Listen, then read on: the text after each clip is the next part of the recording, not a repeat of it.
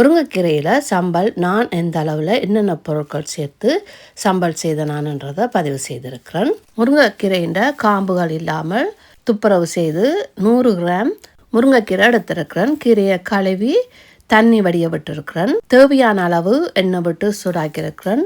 நான் சம்பலுக்கு நல்லெண்ணெய் பாவிச்சிருக்கிறேன். உங்களுக்கு விரும்பின எந்த எண்ணெய் என்றால் நீங்கள் பாவிக்கலாம். எண்ணெய் சூடாகினதும் 1 தேக்கரண்டி மல்லி, 1/4 தேக்கரண்டி சின்ன சீரகம், 2 பொரிப்பட்டதும் 100 கிராம் வெங்காயம், 5 பல் உள்ளி சேர்த்து நன்றாக கலந்து 1 நிமிடம் வதங்க விட்டுருக்கிறேன்.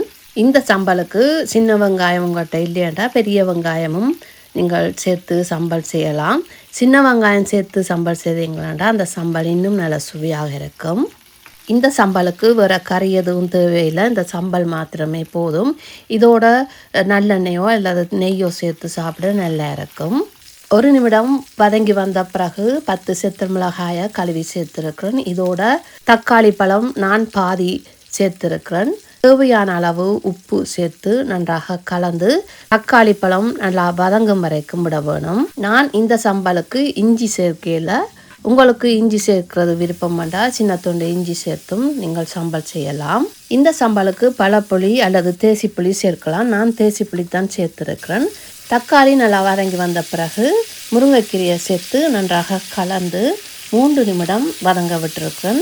இந்த கீரையின் நிறம் மாறுற அளவுக்கு பொரிய விடக்கூடாது. அந்த கீரையின் பச்சைத்தன்மை இருக்க வேணும்.